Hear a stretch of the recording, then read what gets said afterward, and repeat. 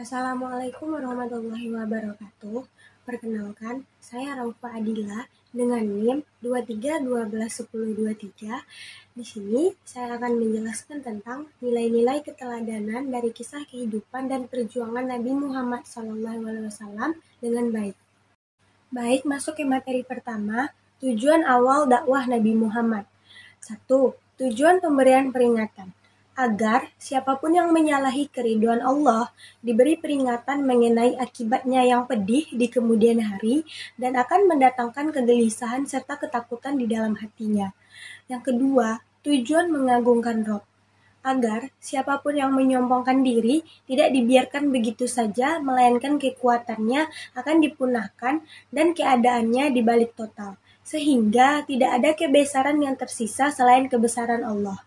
Yang ketiga, tujuan membersihkan pakaian dan meninggalkan perbuatan dosa, agar kebersihan lahir dan batin benar-benar tercapai, begitu juga dalam membersihkan jiwa dari segala kekotoran, agar menjadi jiwa manusia yang berada di bawah lindungan rahmat Allah.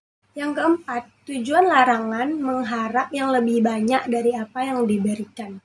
Isyarat tentang gangguan, siksaan, ejekan, dan olok-olokan yang bakal dilancarkan oleh orang-orang yang menentang.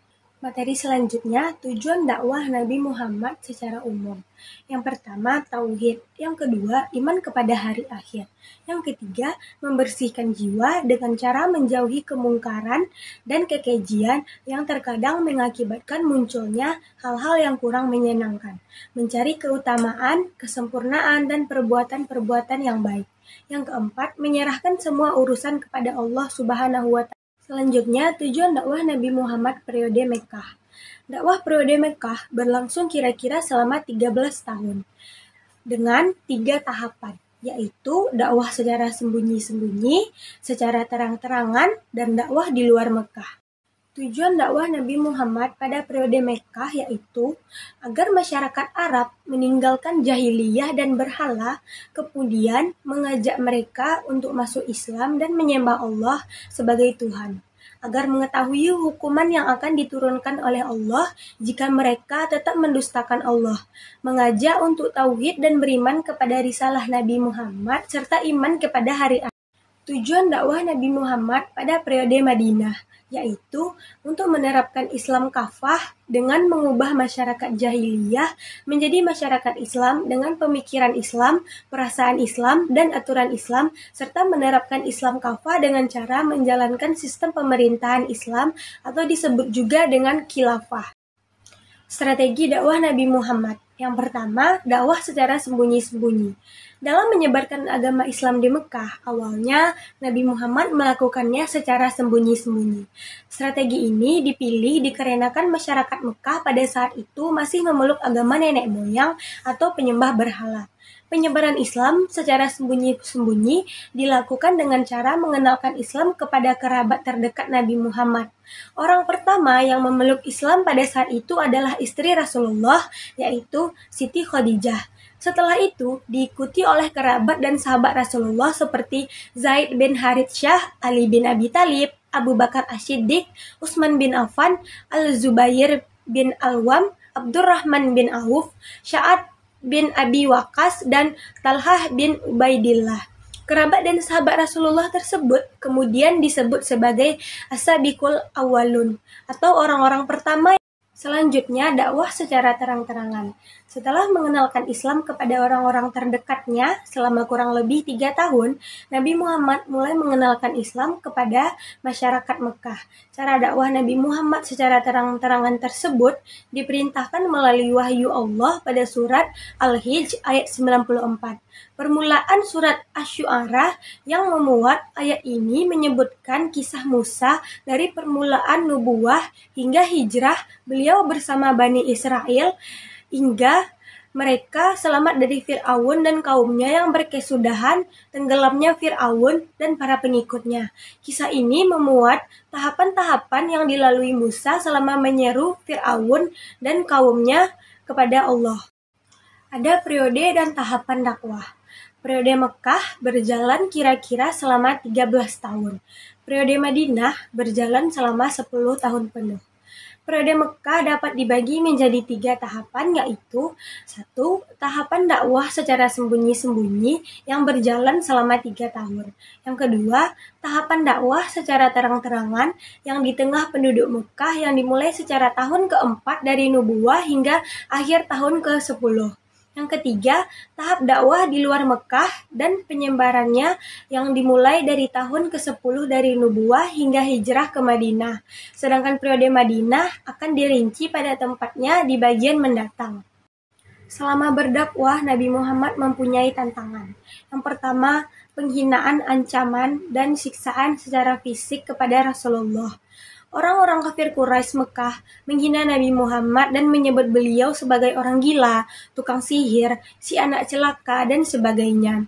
Sebagai penghinaan kepada beliau, Abu Jahal melemparkan kotoran unta di atas tubuh Rasulullah kala beliau sedang bersujud dalam sholat beliau di Masjidil Haram. Sedangkan dalam kesempatan yang lain, Abu Jahal membuat jebakan lubang yang sangat dalam di depan rumah Rasulullah. Namun jebakan tersebut justru mengenai Abu Jahal sendiri.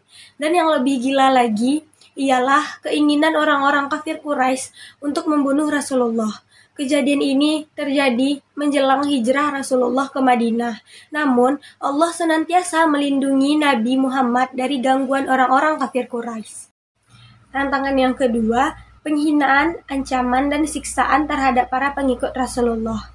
Saat orang-orang kafir gagal dalam membunuh karakter Rasulullah dengan fitnah, dan mereka juga gagal menghentikan dakwah Rasulullah, mereka mengalihkan gangguan kepada para pengikut Nabi Muhammad yang berasal dari kalangan budak dan lemah.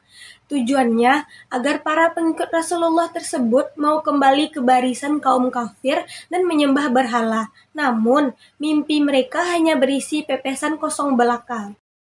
Tantangan yang ketiga, tawaran harta, tahta, dan wanita. Orang-orang kafir Quraisy mengutus Utbah bin Rabi'ah menemui Rasulullah, kemudian menawarkan harta sebanyak apapun yang Rasulullah mau, lalu menawari Rasulullah menjadi pemimpin Mekah dan juga menawarkan wanita-wanita tercantik di seluruh Arab agar Rasulullah menghentikan dakwah beliau. Semua tawaran tersebut ditolak oleh Rasulullah karena beliau diutus ke dunia bukanlah untuk mengejar harta, tahta, dan wanita. Tantangan yang keempat, memujuk Nabi untuk saling bertukar sesembahan. Penawaran seperti itu adalah penawaran yang bodoh dan konyol, serta mereka tak mengetahui hakikat ajaran Islam yang sangat menentang. Setiap ajaran yang ingin mempersekutukan Allah dengan sesuatu, maka Allah pun menurunkan surat Al-Kafirun sebagai jawaban tegas bahwa Rasulullah berlepas diri dari agamanya mereka. Tantangan yang kelima, membujuk dan memprovokasi Abu Talib. Orang-orang kafir Quraisy merasa frustasi saat melakukan gangguan kepada Nabi dan para sahabat beliau yang sangat gigih memegang ajaran Islam. Orang-orang Quraisy mendekati Abu Talib yang merupakan paman sekaligus pelindung Nabi Muhammad dalam berdakwah. Mereka berharap Abu Talib, yakni orang yang sangat disegani dan dicintai Rasulullah, mau mendukung mereka dalam menghentikan dakwah Nabi Muhammad. Orang-orang kafir Quraisy membawa seorang pemuda yang gagah dan ganteng untuk ditukarkan dengan Rasulullah. Hal tersebut sangat menyinggung perasaan Abu Talib dan menolak tawaran orang-orang kafir Quraisy. Kemudian tantangan yang keenam, menghasut masyarakat. Orang-orang kafir Quraisy berusaha menghalangi orang-orang Mekah yang ingin mendengarkan dakwah Nabi, bahkan mengancam membunuh mereka. Namun, hal itu tak menyurutkan keinginan masyarakat Mekah untuk mendengar dakwah Nabi walaupun dengan sembunyi-sembunyi. Selanjutnya, 4 ketabahan Nabi dalam berdakwah. Yang pertama, sabar dan pemaaf. Yang kedua, lemah lembut dalam menyampaikan dakwahnya. Yang ketiga, menyesuaikan cara bicara dengan lawan bicaranya.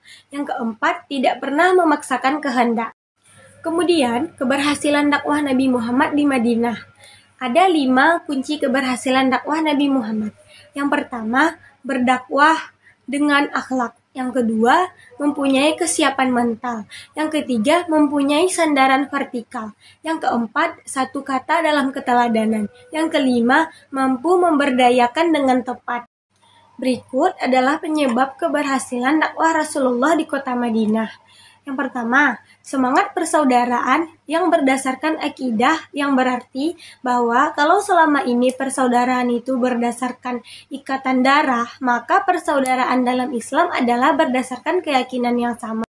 Yang kedua, adanya sistem keadilan yang diterapkan tanpa perbedaan, yang berarti hukum itu berlaku bagi siapa saja yang melakukan atau berbuat kesalahan. Yang ketiga, kehidupan sederhana yang dicontohkan oleh Rasulullah. Rasulullah dalam hidupnya jauh dari kemewahan dunia. Tempat tinggal yang sederhana, lebih sering lapar daripada kenyang. Yang keempat, persamaan derajat sehingga ukuran kemuliaan terletak pada ketakwaan. Dalam Islam, kemuliaan seseorang itu bukan berasal dari status sosial, kekayaan, fisik, melainkan ukuran kemuliaan terletak pada takwa dan amal soleh seseorang muslim. Yang kelima, memiliki analisa sosial yang cerdas. Rasulullah merupakan seorang pemimpin yang visioner, seperti mempersaudarakan antara Ansar dan Muhajirin, Piagam Madinah dan Perjanjian Hudaibiyah. Yang keenam, menggunakan strategi yang tepat. Strategi merupakan cara pendekatan yang dilakukan Rasulullah dalam berdakwah, sehingga strategi dakwah Rasulullah antara satu dengan lainnya memiliki ciri-ciri masing-masing. Baik, hanya itu yang dapat saya sampaikan.